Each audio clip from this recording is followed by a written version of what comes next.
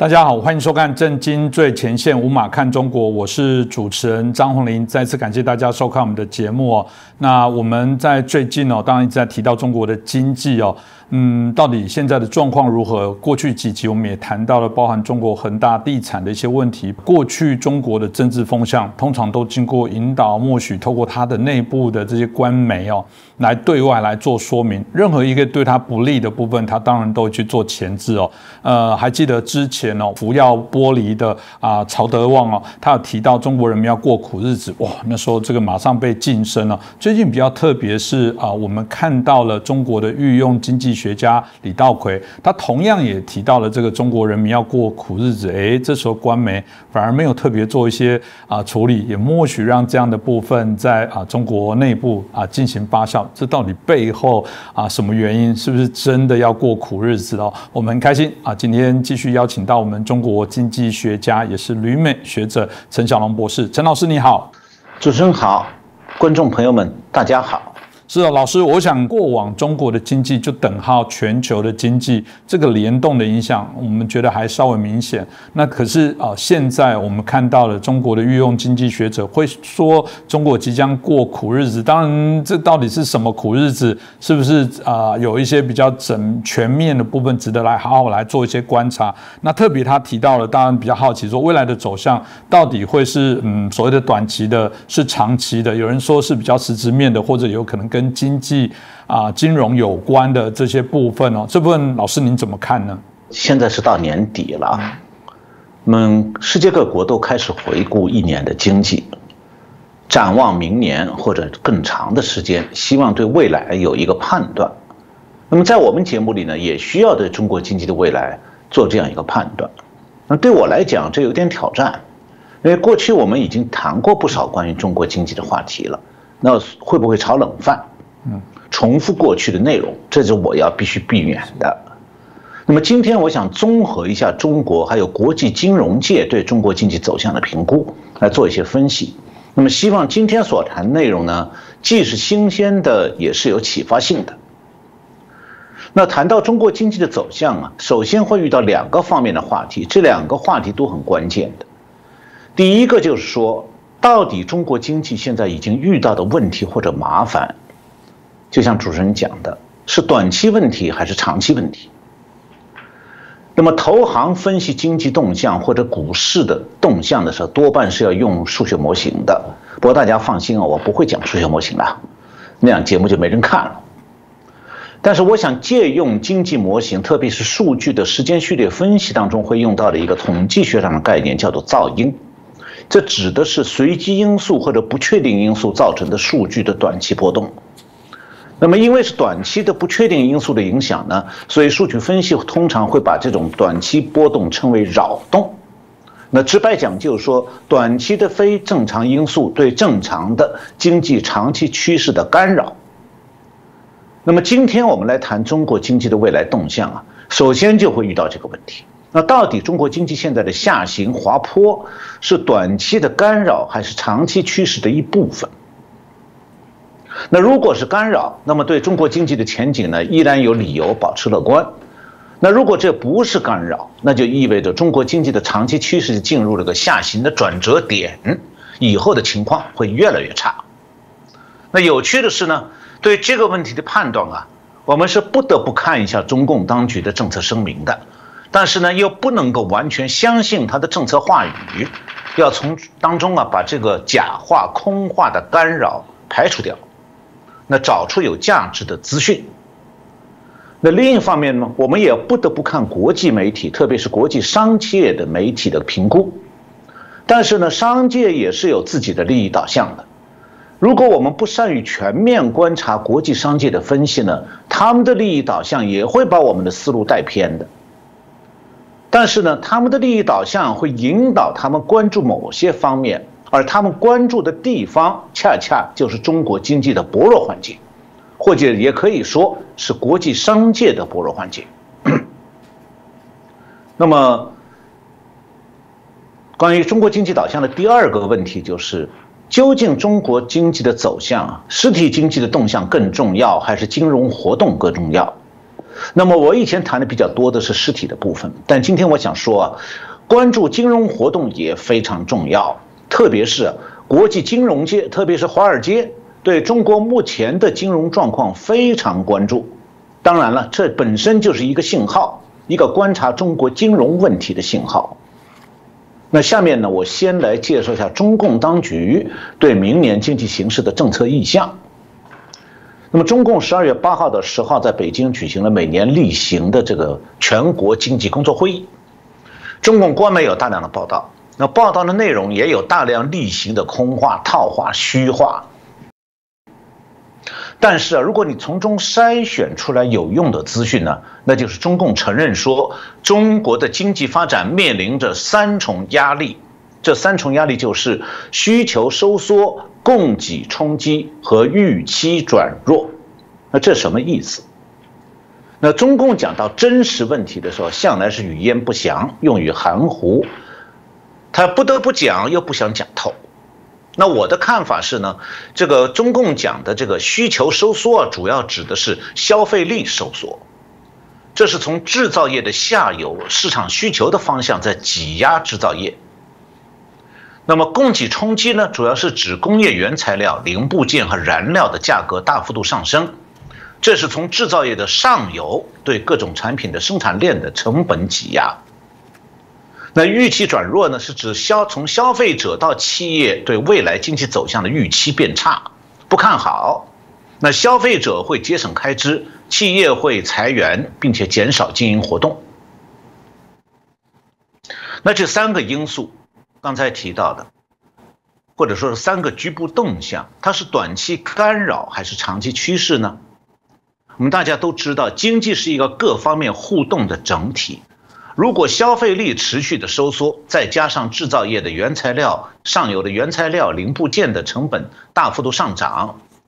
你企业就只有减少经营活动。那如果企业裁员的规模很大，失业人口迅速增多，那就会进一步的压缩消费力。那么这种状况如果持续下去，就会构成一个控制论里面讲的正反馈，就是因素 A 导致因素 B。那么受到了不利的影响，而因素 B 被迫做出反应以后呢，又回过头来对因素 A 产生不利影响。那么因素 A 在因素 B 的压力下呢，又会进一步产生对因素 B 的不利影响。那这种相互反复影响的过程啊，就会构成一种不断放大彼此不利影响的这样一个循环。那么这里讲的正反馈啊，是物理学含义上的，里面的正字啊，在社会价值评价方面是中性的，就是说它指的是因素 A 和因素 B 之间的相互作用是彼此放大的，而不是互相抵消的。所以讲到正反馈的时候，它不一定是良性循环。那么只有当这个因素当中，这个循环当中，因素 A 和因素 B 的相互作用属于彼此有利的影响，那才叫做良性循环。那如果情况相反，因素 A 的作用导致因素 B 面临不良状态，而因素 B 的作用又导致因素 A 进一步不利，那么这样的正循环就属于恶性循环了。那上面讲到的中国经济面临的3重压力，恰恰就是 A 不利于 B，B 又不利于 A， 然后 A 又更加不利于 B。那从这个角度来讲的话，从这个角度理解，中国经济的下行滑坡就很难被解释成短期扰动了。那么相反，它自身的经济活动内在的相互作用啊，会产生整体经济不断收缩，形成一种不良循环。那么经济陷入这种不良循环，就会展现出一种不断下滑的长期趋势。所以中国有一个经济学家叫李稻葵，他最近在第14届金麒麟论坛上警告说，中国人要准备过苦日子了。那他这个话应该就是对这种经济陷入难以自拔的不良循环的感受。那其实他讲的这句话，中共当局早就在讲了。从中共总理李克强2013年以来就多次喊话，政府要过紧日子。那么前年以来，中共就要求啊，各级政府的开支要按照过紧日子的标准执行。那凡是不必要的出差、会议、补贴等等开支，一律取消。那么今年又再次强调了这个原则。那么最近呢，政府过紧日子已经落实到公务员的收入上了。这个月，上海、江苏、浙江、广东、福建等省市的公务员陆续收到了减薪通知，平均降幅是2%到3%。比方讲，上海公安系统的基层派出所的所长，原来年薪是35万，现在减到20万。那上海的科级公务员的年薪原来是24万，现在降到15万。那么这2年啊，中国的大学毕业生和研究所的毕业生很难找工作，所以都去考公务员。那录取率有时候会高到1/1000，因为呢，公务员收入高是铁饭碗。但是现在连公务员的好日子都到头了，由此可见，中共的财政压力真的很大。那么接下来我们再来看，这个中国经济现在最大的问题是实体的还是金融的？刚才我们都是从实体角度来讲，但是过去10年来，中国的经济活动越来越大的和金融活动连在一起了。所以当前啊，中国经济现在的下行，不仅仅是实体的，也是金融活动方面的下行。而由于中国的金融活动呢，又和国际金融界，特别是华尔街紧密挂钩的，所以中国金融活动的下行，同时也表现为国际金融界对中国投资活动的下行。那最近啊，国际资产管理巨头旗下的一些中国地区的基金，美国叫做 China Region 这一类的基金啊，就是投资中国的基金，表现出2个特点。第一个就是今年资金回撤的数量大，第二就是不少基金的收益是负数。比方讲，美国有一个资产管理基金叫做长兴，就是 Morningstar。那他对顾客介绍说，他这个基金是有国际投资组合的，可以供客户选择。那么客户如果同时选择这个高增值，那么这个基金的管理者就会把70%的资金投资到股票上。而这个国际投资组合的股票投资当中呢，75%集中在中国、香港等地。那么结果呢，到今年12月10号，就是诚兴，就是个 Morningstar 的中国地区的这一类的股票基金的平均收益率是多少呢？负5.36。那类似情况呢，也发生在其他的投资基金的业绩当中。那这里讲的是外资的金融活动。其实中国的企业过去多年来啊，也形成了一套用融资去支撑实体业务的局面，就是通过境外融资获得大量资金，然后注资到国内业务当中，特别是一些互联网服务企业以及房地产企业。那中国企业的境外筹钱呢，通常有3条路，就是美国上市，第二就是发债融资，第3是到香港2次上市。那么这也是最近几年中国企业赚钱的重要门路。我记得看最近谢金河老师最近讲过很多具体情况呢，今后我们有时间再进一步分析。还要补充一句，就是判断中国经济的走向需要一定的独立分析能力，不能够完全看中共的官方数据。关于这一点，中国最近也有一些人出来说几句真话。那据彭博社报道呢，全国政协外事委员会主任、原财政部长楼继伟12月11号出席了一次视频会议的时候，他表示说，我们刚才讲到了呢3重压力。他说这3重压力根本在中国的统计数据中看不到，那能看到的统计数据都显示情况非常好，没有足够的数字反映经济中出现的负面变化。那楼继伟说呢，他认为啊，单项的数据只报好不报坏，这单项的数据让人很难评判政府所说的中国经济发展面临这个需求收缩、供给冲击和预期转弱这3重压力。那么相反，他说美国的统计数据是正负2方面都有的。我呢以前在中国时候认识楼继伟，经常在一起开会，那么对他的个性有一些了解。他是学者出身，不是职业官僚出身，所以不那么油滑，讲话会比较直率。所以这次他直言不讳地批评中国的统计数据啊，不能反映经济的负面变化，那么就多少就证实了外界长期以来对中国经济数据准确性和可靠性的担忧。那楼继伟在这次发言中还举例说了一些，他说中国政府认为尽管有疫情的冲击，但注册的公司和市场实体一直在增加。那楼继伟说，真正的事实是，这些公司当中的一大部分早就因为疫情的冲击停止营运了。但是呢，在中国，你想取消公司注册非常困难。楼继伟还提到，就是政府的统计数据显示，就业人数在增加。他说，但是呢，政府并没有跟进和追踪，看看这些就业人口是否半年、1年后是不是已经被解雇掉了。老师刚刚提到李克强的部分就让我想起，其实李克强在2013开始就一直在提到说，这个政府要过紧日子。哪怕到现在，在11月份的时候，他也诚实承认说，现在整个影响中国的经济的面向特别变大了。这不只是一个我们过去一直在谈到恒大地产的这些问题，我们看到包含这些举债相关的部分，我看到这些资料其实蛮吓人。我们看到这个全中国的地方政府发债总额有将近30兆，这个又创新高的数字，而且许多的新举债是为了要还旧有的这些举债，不断借钱所以大家就担心说，中国现在经济如果照老师刚刚这样提到了，已经开始朝向这个下行的发展，连李克强都认为，都对外这样子来说，这个到底是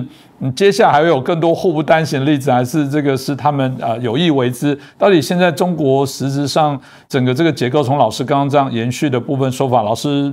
觉得应该要怎么样来看待呢？这个中国地方政府的债务累计像山一样高这是一个累计多年的老问题，所以它不是属于短期内的干扰，而是一个长期困扰、威胁中国经济的沉重大山。那么自由亚洲电台有一个报道，11月23号，中国财政部公布了地方政府债券发行的情况和债务的余额。那么这个报道显示呢，就中国到10月底的时候，地方债务就急剧上升到30兆，比去年增长6%，那么创了历史新高纪录。那么其中新增的债务大概50%是用来还债的。那一般人听到这个30兆的数量，只是觉得非常大，但这样的债务负担扛在地方政府头上，到底有多沉重？那么其实中国的经济增长早就已经随着房地产泡沫的扩大，走上了债务经济的道路，就是靠借债来拉动经济。那么一个国家的总体债务呢，是包括政府的债务、企业的债务和家庭的债务3个层面。但对任何一个层面来讲，你借债当然可以暂时带来现金流，用来应付一些开支，但是借债要还。你债务的累积会造成越来越沉重的债务开支负担。因为债务没有到期的时候，你是要付利息；债务到期就要偿还本金。那我们知道，这个家庭的债务负担重，那消费力就减弱了。这就是前面我们讲到的这个所谓的中国的3重压力中需求收缩的根本原因之一。那当然，需求收缩另一个原因是失业率上升和家庭收入下降。那么对企业来讲的话，债务开支负担加重，自然利润就被吃掉了，那么经营业绩呢就只剩下虚好看了。那么政府呢，它只能靠税收和其他比方像卖地的收入来偿还债务。那我们以前讲过，地方政府的卖地收入现在正在下降，那么债务呢还在明显上升，这就造成地方政府可能走向破产，或者倒逼中央政府增加给地方政府的补贴。那么中央政府手里也没钱了。那么讲到这里我还要补充一句，我们谈的还都只是中共的国内债务。那如果是对外借债，还债还需要外汇，这又牵扯到外汇够不够的问题，就看我们后面有没有时间来讲那政府的债务负担有多重呢？就要用2个指标来衡量，一个叫经济负债率，就是政府负债总额占 GDP 的比重。这个指标反映的是一个地区的经济规模所对应的债务是不是超出它的承受力了。那刚才前面提到了，这个去年底中国地方政府的债务余额是26兆。那么加上我现在讲的是去年底啊，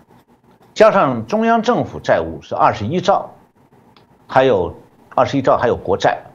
再加上中国各级政府的这个经济负债率加在一起，大概是57.1，就是说地方政府的债务26兆，中央政府债务是21兆，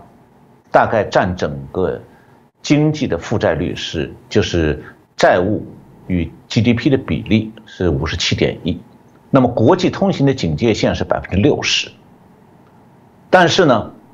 中国地方政府其实还有一种隐性债务，那就是地方政府担保的城市建设投资公司发行的债券。那南华早报9月29号引述美国高盛公司的一个报告说，去年底这种隐性债务已经高达53兆。那么这样的话，今年到年底的时候，中国的地方政府发行债券余额是30兆，加上隐形债务53兆，再加上中央政府的债务25兆，合计108兆。这108兆比今年的 GDP 还多2个百分点，比国际通行的警戒线60%高出42个百分点。那如果再加上中国的企业债务和家庭债务，这个百分比可能已经超过了 GDP 的3倍。所以美国有个智库叫战略与国际中心，他2018年有发布一份报告说呢，中国2017年的整体债务已经达到 GDP 的2.6倍了。那这个报告呢，其实对中国的债务数据是低估的，比方它没有包括上面讲的隐形债务。那么按照它低估的结果，中国2017年的整体债务是 GDP 的2.6倍。那我们刚才考虑到了隐形债务和最近4年中国的政府加企业和家庭债务像滚雪球一般的增长，那么估计今年中国的整体债务达到 GDP 的3倍或3倍以上，应该不算是夸张的。那么这样就可以得出一个结论：中国经济其实一直在依靠做大金融泡沫维持。那么一旦这个金融泡沫破灭，将面临一场全面而极其严重的经济灾难。那么中国的地方政府还能不能够还债？这可以用另外一个指标来衡量，就是财政债务率。这是说呢，政府负债的总额占财政收入的比重。那按照国际的标准呢，地方政府的财政债务率通行的风险警戒线是80%到120%。那10月5号的时候，中国媒体数据宝和腾讯财经联合推出了2020年城市负债率排行榜，排行榜。这个分析报告涵盖了86个比较大一点的城市，它不包括刚才前面讲到的这个隐形负债。那么根据这个报道，中国85座城市，就86座城市当中，85座2020年的财政债务率已经超过100%，其中有75座城市的财政债务率比2019年翻倍。其中西安、天津、武汉、重庆这10个城市的财政债务率超过500%，其中贵阳市的财政负债率高达929%。那么是不是说这个超大城市会情况经济繁荣，是不是好一点呢？北京、上海、广州、深圳这4座中国叫1线城市就是超大繁荣的。那北京、广州的财政债务率超过200%，深圳的财政债务率最低，不到20%。那如果把刚才讲的这个地方政府的隐性债务也考虑进来，他们的财政负债率大概还要加1倍。那你相信中国的地方政府还能还债务吗？处于这种沉重的债务负担压力下的中国地方政府，它还有能力继续扩大基础设施投资去拉动经济吗？所以李克强最近不断在讲说中国经济下行压力，其实他是轻描淡写了，实际情况比这严重得多。所以可以讲，中国经济的城市，而大部分城市的债务负担已经走向破产的地步了。是，刚刚听老师这样讲，我想中国的经济真的非常的严重哦。这个严重，我想外资最清楚了。这个外资就是一群经济动物的商人，这老实讲，在商言商。那我们看到中国的这些外汇，现在当然产生许多问题。我们过去一直认为恒大的事情，当然会联动引发许多的一些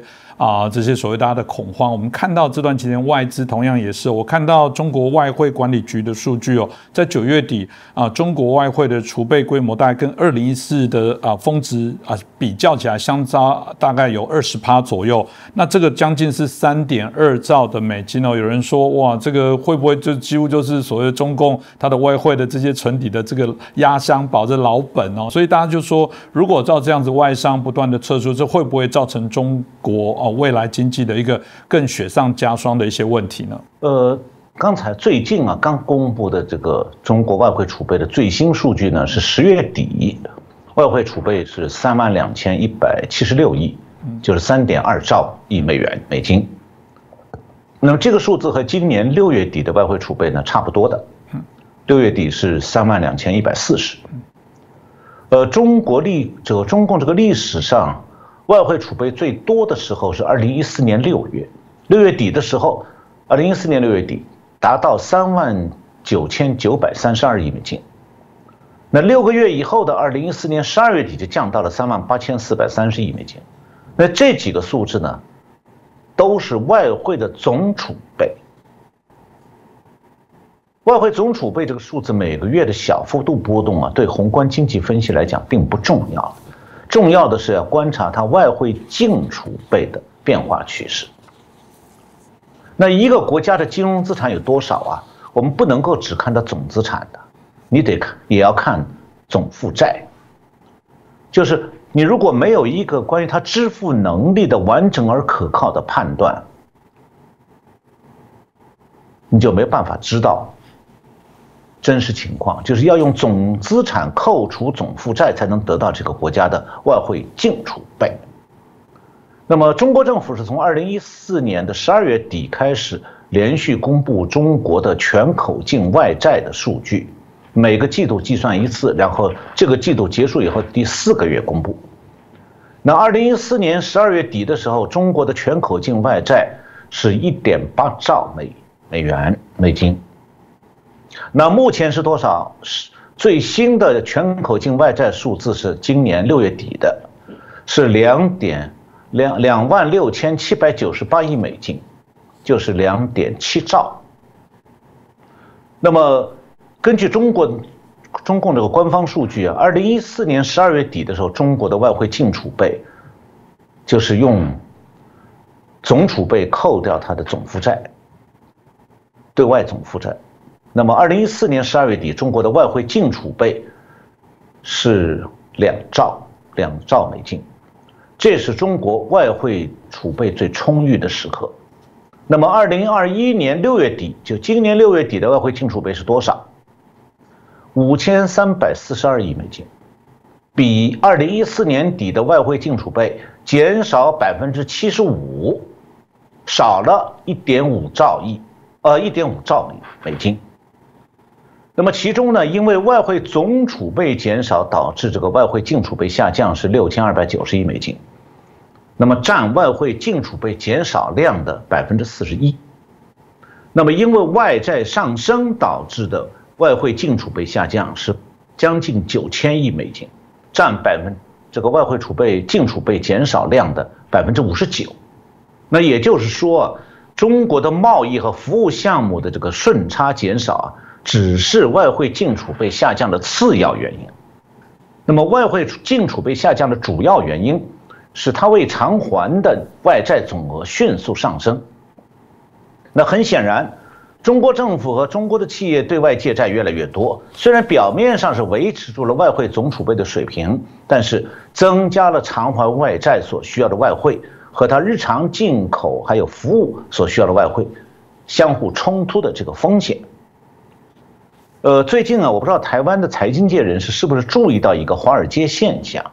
那就是华尔街日报是紧紧盯着正在走向破产的这个中国最大的房地产企业恒大，那几乎是每隔1-2天就有一篇报道，特别关注就是恒大的偿债能力。为什么会这样？恒大真的已经重要到是对美国、全世界都这么重要吗？当然不是，它不过是中国的一家企业而已。但是，恒大是个代表，中国私营企业的代表，它又是一面镜子，能折射出中国企业的财务困境。那华尔街之所以关注，是因为美国的投行和资产管理基金啊，对中国的投资数量非常大。因此呢，中国企业如果财务上完蛋了，那就会构成很多华尔街精英们的饭碗被敲碎。那我前面讲过，中国的企业到境外筹钱通常有3条路，就是美国上市、发债融资、香港2次上市。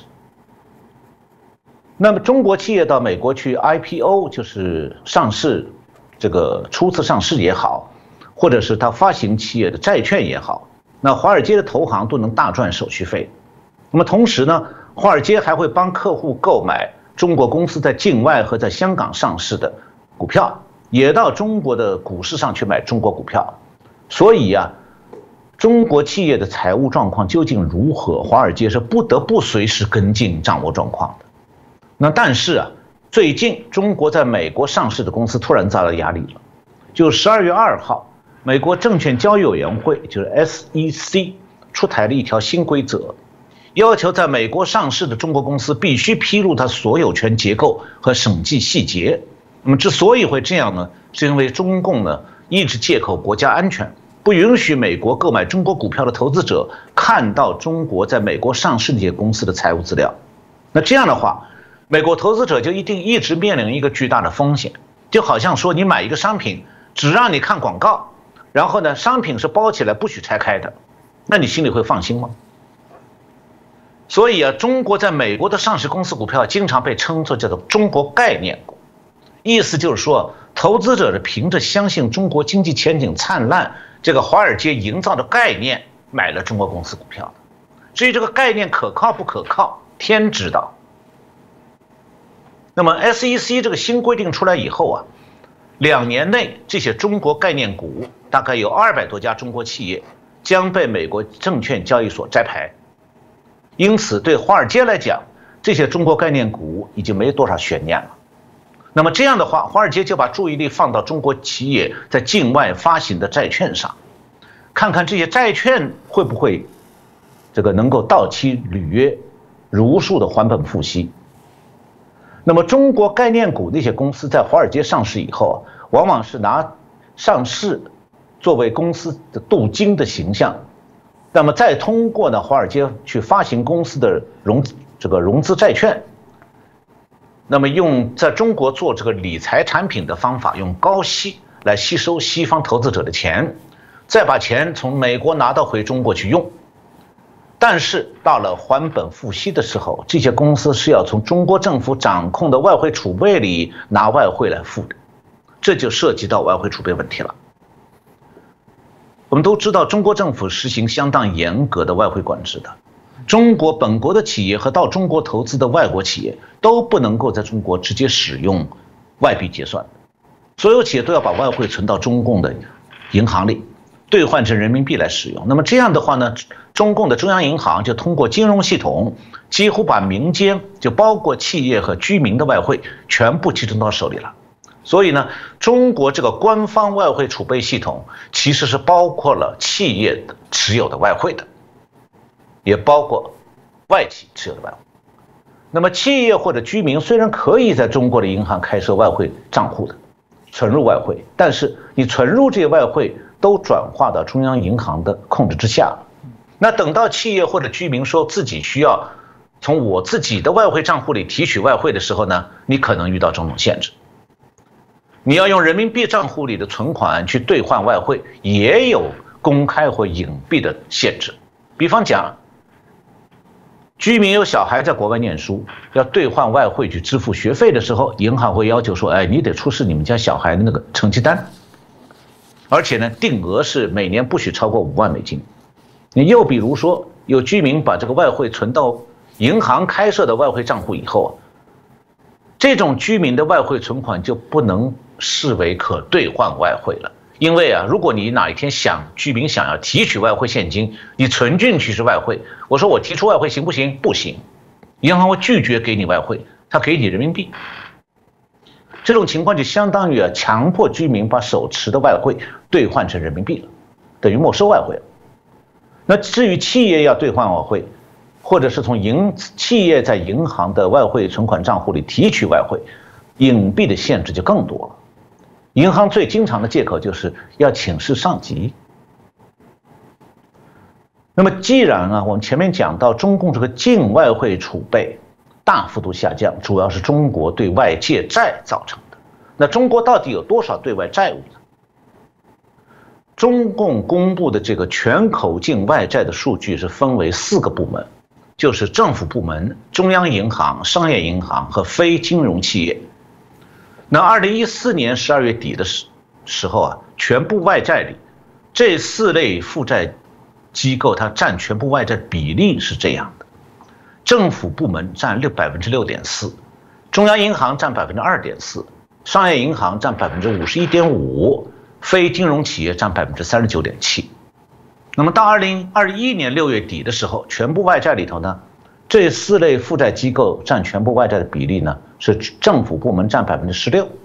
中央银行占1%，商业银行占47%，非金融企业占36%。那么把2021年6月底和2014年12月底相比中央银行的外债一直很小，那政府部门大量对外发行债券，造成政府的对外负债呢，从全部外债的6.4%激增到16%，其中绝大部分呢是长期债务。那么商业银行的对外负债呢，占全部外债的比例虽然有所下降，但是外债的余额从9166亿美金上升到1.2兆美金，其中呢短期外债是从88%降低到70%，然后非金融企业的外债余额从7073亿美金上升到了9630亿美金，其中短期外债现在是占大概70%。那么这样来看，可能造成中国各类机构近期内境外债务违约的，主要是银行和非金融企业那15000亿，就是1.5兆美金的短期外债。那目前中国的这个企业在发新债还旧债，暂时不至于严重消耗净外汇储备。但是只要中国的出口规模有所下降，或者国际收支当中经常账户的顺差不足以维持外汇总储备的稳定，那么按照这个经常账户每个月平均支出的这个水平来看的话，中共目前净外汇储备只够用3个半月。为什么我前面提到《华尔街日报》在密切关注恒大到期外债债券到期在境外这个债券到期能不能兑付？那是因为中国如果连恒大一家公司还债所用的外汇都保证不了，那其他华尔街投行购买的中国公司债券岂不是都有兑换风险吗？那借钱不还，谁还敢借？是，刚刚老师提到的也是可以把中国目前我们看这个外汇的一些问题很清楚的去点出，这也难怪我们现在看起来这个中国内部的一些经济会议的部分也提到了在一次这个中央经济工作会提了这个25次的稳字就是要求这个让内部金融要稳定等等。但外商刚刚提到了他们的敏感度是最高的，有问题是会跑最快的。问题是有人跑得了，有的人跑不了。我们在节目当中其实也有一些这个观众也会问说怎么办这个所有的钱被锁在中国那汇不出来有许多的这些问题感觉有时候他们又会说，针对这个所谓的外商的或者跟台湾的台商，好像处理上又会不同，这怎么办呢？老师，这整体来说，老师有什么样的一些建议吗？最近是不少台商想从大陆撤资，但是人民币资产没办法换成外汇拿走。其实呢，不只是台商有这种情况，最近日商也在发愁这个问题。我最近就接到日本媒体的征询，希望我帮他们分析中共外汇储备的真相。那外汇储备是属于国家的金融资产，它不可能呢都以外汇现金的形式存在那里的，外汇储备必定要由政府或者它控制的金融机构运用出去。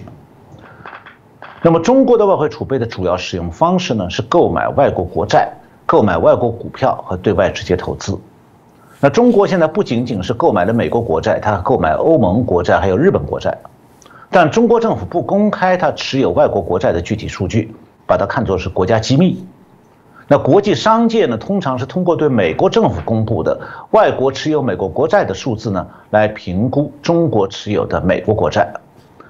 这个数据当中呢，主要是中国的外汇管理局购买的美国国债，那中国的商业银行也会买一些。那简单来讲，中国现在的外汇储备当中，这个中国持有的外国国债大概是1万多亿美金，1兆美金。那剩下的是一部分持有的外国股票和对外直接投资。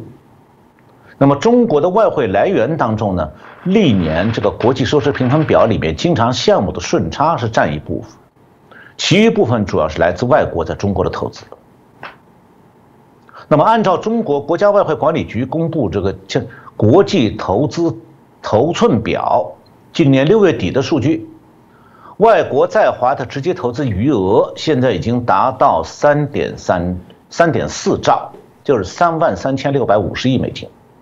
那超过了中国外汇总储备的余额。这意味着什么？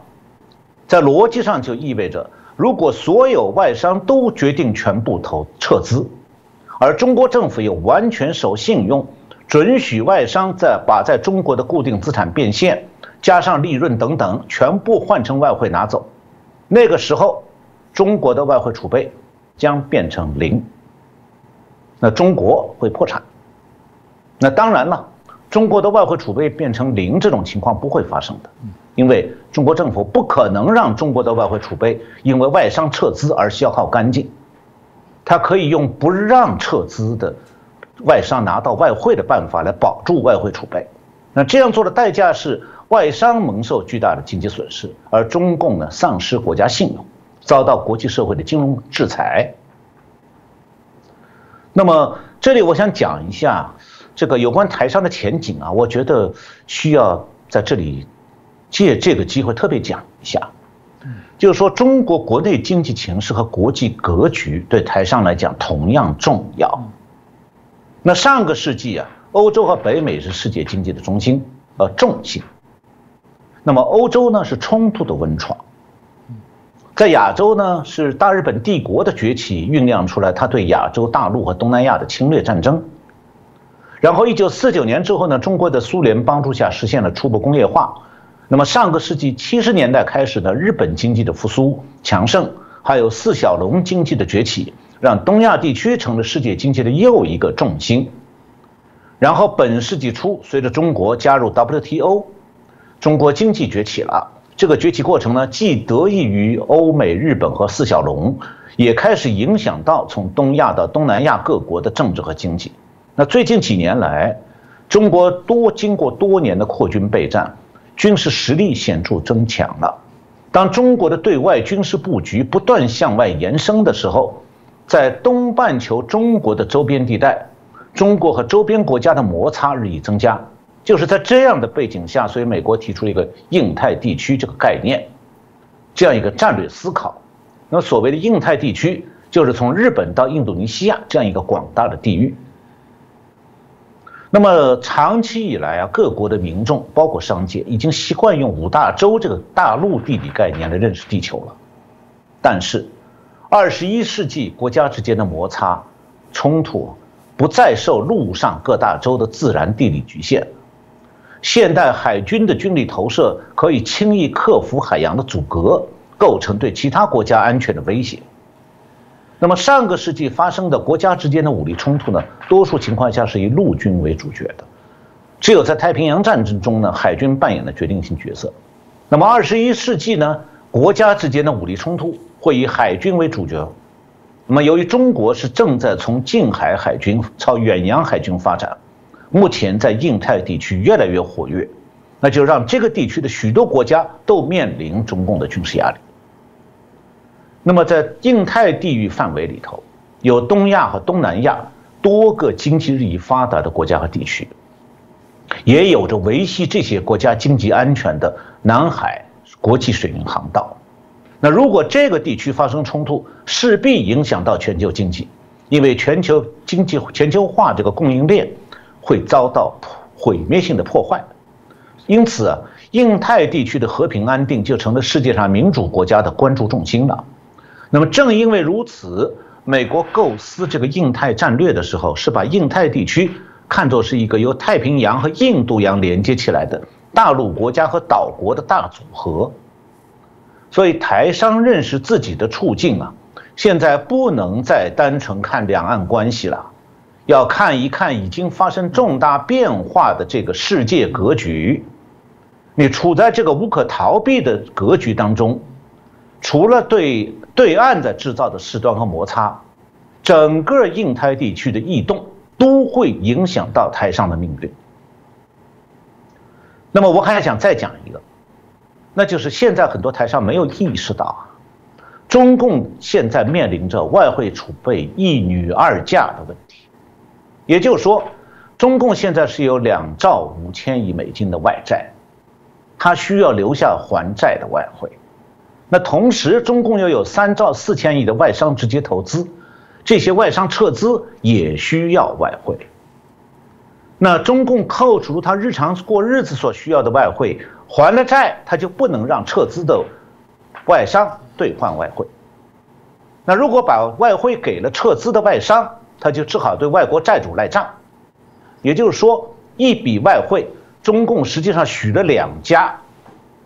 但毕竟一女只能1嫁，所以剩下的问题其实很明确了，要看中共在外汇支出方面啊，把撤资外商排在外汇队伍的前面还是后面。那么在这种对中共来讲危险的局面下，中共政府在外汇支出方面的优先顺序，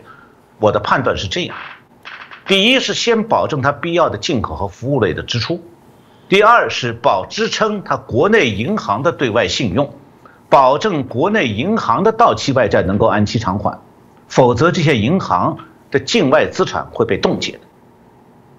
那第三，就对境内外企的撤资用汇尽量限制，其中对美欧国家的外企撤资会稍微关照一点，因为怕和美国和欧盟彻底翻脸，对台商就恐怕不会那么照顾了。那么第四，对中国私营企业基本上不提供偿还外债所需要的外汇，听任这些企业破产。所以呢，如果台商是做大陆加工业为主的，你还可以通过抬高这个台湾的出口的半成品还有零部件价格的办法，变相的收回一点投资。那如果是单纯做大陆销售的，那就很难办。你指望中共外汇宽松到台商有多少人民币都可以换到外汇拿走，实际上可能不会有那么一天了。台商进入大陆的时候是和平年代，中共笑脸相迎。那现在台商想离开大陆的时候呢，已经变成中美冷战年代了，中共是冷脸不理了。这不是单纯的什么两岸关系好不好的问题，而是国际大格局变了。就像太平洋战争之前，很多日商在美国做生意赚得很多啊，可是日本军部发动太平洋战争以后，那些日商在美国银行账户的资产就被冻结了。所以商人在和平年代可以有长期规划，但这种规划没办法用到不和平的年代。是老师刚刚提到的部分，我想也值得大家来思考啦。而我们也有点担心啦，以着现在经济如果照老师刚刚所提到的这样的一个艰困的状况之下，台商又很想极力的把钱拿过来，我想也许这种以商兵政也许会产生更多、更明确、更积极的一个状况。那这个有值得我们在台湾内部更要谨慎这些问题哦。那今天也谢谢我们陈小龙老师哦，很清楚的把这段期间中国经济的一些走向，包含从这些它的外汇相关的议题哦，可以清楚的知道我们中国现在经济发展的一个轮廓。那未来我想我们会持续再跟老师请益哦，因为这部分很多的观众们都觉得受益非常的多，毕竟老师还是在这个题目里面非常重要的具有指标性的一个评论者。那再次感谢我们陈小龙老师，谢谢老师，谢谢洪林兄。谢谢我们各位观众朋友们。